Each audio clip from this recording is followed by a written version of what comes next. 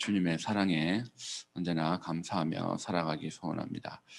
함께 읽으실 하나님 말씀 시편 23편 6절입니다. 시편 23편 6절 되겠습니다.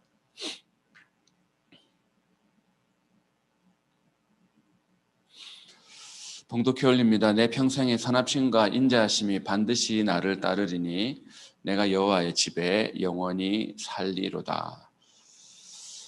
여기서 지금 다윗이 고백하고 있습니다. 주의 선하심과 인자하심이 정녕 나를 따르리니, 여기서 선하심이라는 단어는 harmony with God, 하나님과 하모니를, 하나됨, 화목함, 하모니를 이루는 것입니다.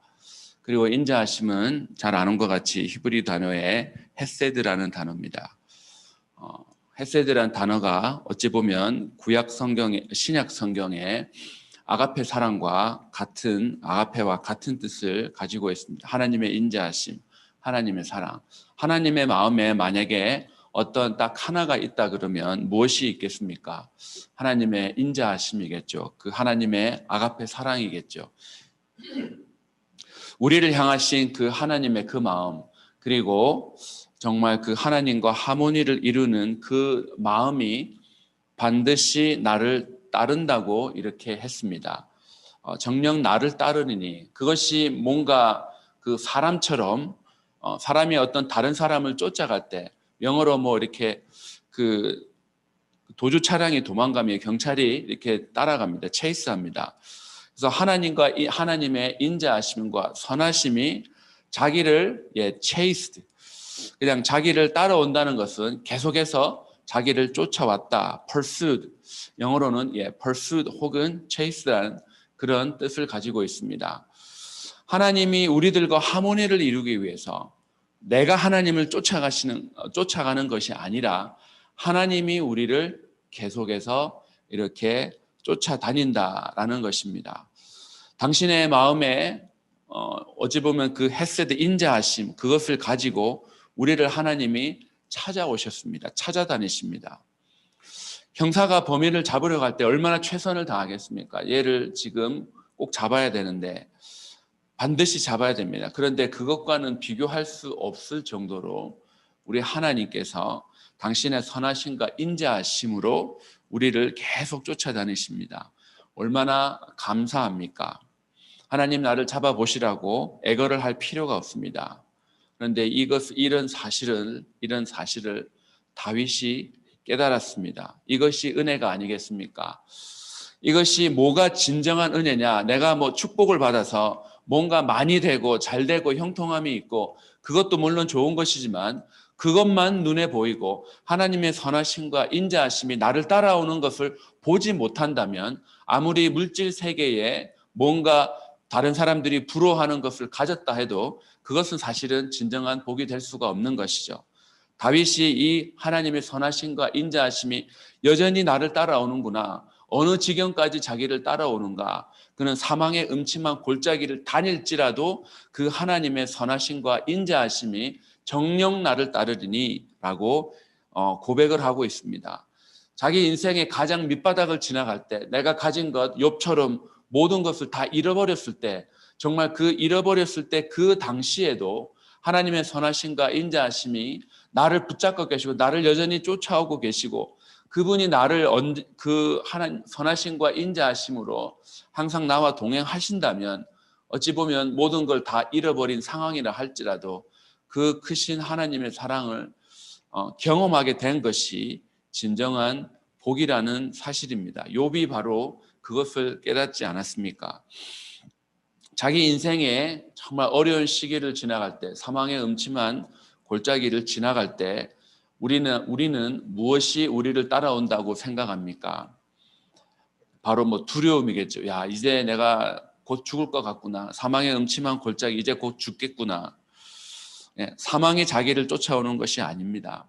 인생의 밑바닥을, 고통을 지나가는 동안은 부정적인 생각, 그리고 안 된다는 생각들, 그런 나를 무너뜨리려고 하는 생각들로 우리가 벌써 가득 차 있습니다. 그러면 하나님이 나를 하나님이 나를 펄수한다는 것이 느껴지지가 않겠죠.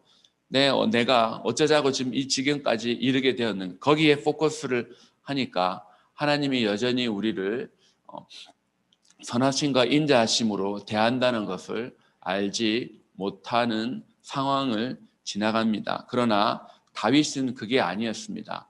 다윗은 자기가 비록 사망의 음침한 골짜기를 지나가지만 자기 인생에 아무도 없고 철저히 혼자고 가진 것 없고 다 잃어버린 것 같고 곧 이제 망할 것 같지만 그는 그 상황 가운데서도 그가 알았던 것은 하나님이 여전히 그의 헤세드와 그의 선하심으로 자기를 계속해서 하나님이 주목하고 계시고 여전히 자기에게 관심을 가지시고 여전히 자기를 인도하고 있다는 것을 그는 깨달을 수 있었습니다.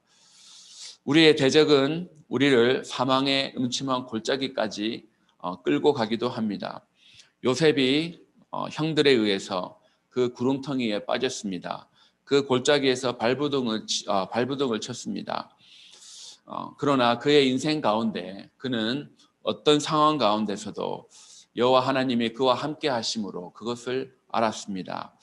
다윗도 마찬가지입니다. 다윗이 보았던 것은 그 구렁이에 빠진 상황 그리고 사망의 음침한 골짜기에 빠진 상황에서도 자기 뒤를 돌아보며 자기를 쫓아오는 것이 무엇인가 자기를 무너뜨리려고 하는 것이 아니라 바로 하나님의 선하심과 인자하심이 자기를 따라온다는 것을 그는 보았습니다. 자기에게 언제나 관심을 가지고 따라오고 정말 자기를 여전히 사랑하시고 인자함을 베푸시는 그 하나님이 다윗의 입장에서 볼 때는 얼마나 감사하겠습니까? 그래서 다윗이 고백하죠. 내가 여호와의 집에 영원히 거하리로다. 영원히 살리로다.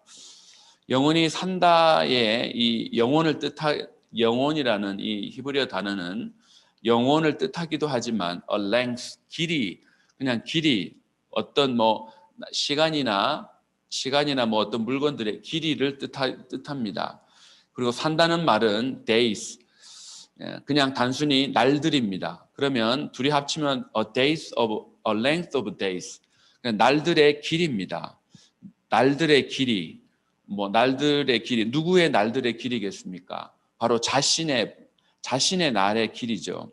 자신의 남아있는 인생입니다. 그래서 6절을 자세히 보시면 내 평생에 나를 따르니 내가 여호와의 집에 나의 날의 길이 동안 내가 가지고 이 땅에 살아가는 그 인생 동안이죠.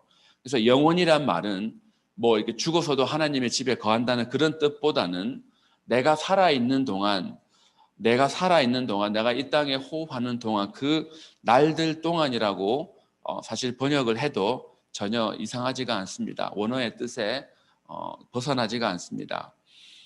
그 내 평생의 날들 동안 다윗이 여호와의 집에 거한다고 합니다. 여호와의 집. 이것이 이게 베이스와 같이 하우스를 뜻하지만 하트를 뜻하기도 합니다. 자신의 남은 인생에 그가 무엇에 목숨을 걸었느냐, 무엇에 초점을 맞추느냐, 여호와의 집에 거하는 것, 여호와의 마음에 거하는 것을 그는 인생의 목표로 삼았습니다. 다윗이 여호와의 마음에 그 하나님의 마음 속에 있는 그 하나님의 선하심과 인자하심이 하나님 마음에 있지 않겠습니까? 그 마음에 있는 것을 보니까 거기에 초점을 맞추며 살았으니까 하나님도 너는 내 마음에 합한 자다라고 하나님이 인정을 해주십니다. 다윗은 하나님이 가진 것에 하나님이 자기에게 줄 것에 초점을 맞춘 사람이 아니었습니다. 오늘날 많은 경우 하나님 우리가 기도하는 것을 들어보면 전부 다 이거 해결해 주십시오. 이거 도와주십시오입니다. 그러나 다윗이 구했던 것은 그 하나님의 마음에 뭐가 들어가 있는가 바로 그것이었습니다. 그러니까 하나님이 어라 이놈 봐라. 다른 애들은 다 지금 형통함을 구하는데 얘는 지금 내 마음에 뭐가 있는지 내 마음에 있는 선하심과 인자하심을 얘가 바라보고 있구나. 그 하나님이 모르겠습니까? 정말로 네가 내 마음에 합한 자다라고 하나님이 인정을 해 주셨다는 사실이죠. 여호와의 마음에 그 마음 안에 내가 살고 있는 것, 우리가 하나님의 마음 안에 들어가서 우리가 살고 있다고 생각을 해보십시오. 그러면 어떻게 되겠습니까? 그것이야말로 진정한 안식이 되지 않겠습니까? 사망의 음침한 골짜기를 다닌다고 해도 푸른 초장처럼 편하게 누울 수 있는 이유는 자기의 마음이 하나님 마음속에 들어가 있기 때문입니다.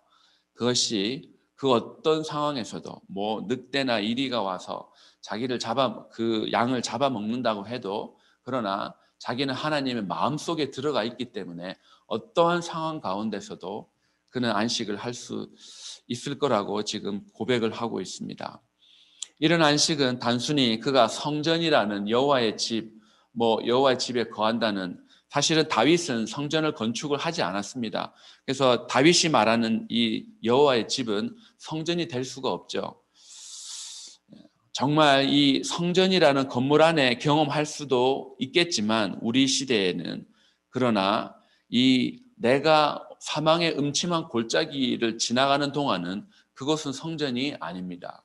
그것은 교회가 아닙니다. 그러나 내 마음이 하나님의 마음에 들어가 있으면 어디를 가든지 간에 그것은 성전이 되고, 그것은 여호와의 영광이 머무르는 것이고, 그것은 하나님이 우리를 향해서 그 야곱이 보았던 그 하늘 문, 그 사다리 꼭대기 위에 있었던 서 계시고 자기를 축복하시는 그 하나님을 보는 그 장소가 될 수가 있다는 거죠. 하나님의 마음에 내 마음에 둘 때는 어디를 가든지 그것이 여호와의 집이며 성전이고, 그것이 바로 이 시대의 교회가 될 수가 있다는 사실입니다. 내가 하나님의 마음에 나의 마음을 믿고 맡긴다면 하나님도 당신의 마음을 우리에게 터놓고 알려줄 수 있겠죠. 때로는 정말 친한 친구나 부부 사이에도 마음을 못 터놓고, 내 마음을 어차피 내가 이거 말해줘 봐야 저 사람은 알지도 못할 텐데, 부부 사이에도 간혹 그럴 수가 있습니다. 부부 사이도 그럴 수가 있는데 인간과 하나님 사이에 그것이 없겠습니까? 하나님이 정말로 다윗처럼 너는 내가 마음을 터놓고 이야기할 수 있는 존재구나. 그 아브라함을 보고 그리고 모세를 보고 너는 내 마음을 아는 자들이구나. 그래서 얼굴과 얼굴을 마주보며 마치 내가 아브라함에게 나의 하려는 것을 숨기겠느냐. 하나님이 아브라함이나 모세나 다윗에게 당신의 마음을 터놓고 대화를 할 수 있는 그런 사람들이었습니다.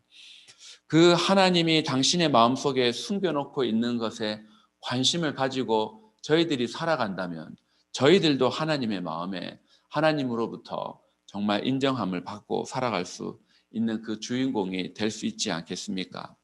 여호와의 집에 그 마음, 하나님의 마음에 나의 마음이 거하는 사람, 하나님의 마음에 내 마음을 두고 살아가는 사람, 그것을 정말 우리 한마음교회 모든 성도들이 거기에 관심을 가지고 살아가면 나의 모든 다른 삶의 문제들이 하나님께서 분명히 해결해 주시고, 이미 내가 필요한 것을 무엇을 가져야 될지 아시는 주님께서 내가 당신의 마음에 먼저 그의 나라와 그의 의를 구하면, 먼저 하나님의 마음에 있는 것을 관심을 가지고 하나님 마음 알기를 소원을 하면 주께서 우리에게 필요한 것들을 다 채워주시는 은혜를 베푸실 것입니다. 다윗처럼 내가 부족함이 없으리로다라는 그런 고백을 하며 살아갈 수 있을 것입니다. 그 은혜가 저희들 가운데 넘치기를 주의 이름으로 축원합니다. 잠깐 기도하겠습니다. 좋으신 하나님 감사합니다. 아버지 하나님, 저희들 다윗의 고백이 우리의 고백이 되기를 원합니다. 다윗이 하나님의 선하심과 인자하심이 자기를 따라오는 것을 보았습니다. 자기가 비록 사망의 음침한 골짜기 같은 좋지 않은 상황이지만 그 상황들을 그는 말하지 않았습니다. 그 상황들에 포커스를 하지 않았습니다. 그는 언제나 여호수아와 갈렙처럼 하나님의 약속하심을 보았습니다. 하나님 마음에 자기의 마음을 두고 있으니 그 어떤 것이 보이겠습니까? 그 어떤 부정적인 말을 하겠습니까? 주님, 우리의 시선이, 우리의 마음이 주의 마음속에 뭐가 들어있는지, 주의 마음속에 숨겨져 있는 선하심과 인자하심을 바라보게 하여 주시옵소서. 아버지 하나님, 주의 몸된 교회가 그것을 구하는 교회 되게 하여 주시옵소서. 이 시대에 하나님이 가진 것에 관심을 가지는 교회가 아니라 하나님 마음에 관심을 가지는 저희 교회 되게 하여 주시옵소서. 하나님 마음에 관심을 가지는 그런 저희들 각자 개인이 되어서 우리가 주의 마음을 흡족하게 할 때에 하나님이 우리에게 정말 푸른 초장으로 인도하셔서 우리에게 무엇이 있어야 할지를 아는 그 하나님을 경험하는 복된 은혜가 저희들의 남은 인생 가운데 우리들의 날들에 남아있는 날들에 그 영원히 있게 하여 주시옵소서. 감사합니다. 예수 그리스도의 존귀하신 이름으로 기도합니다. 아멘.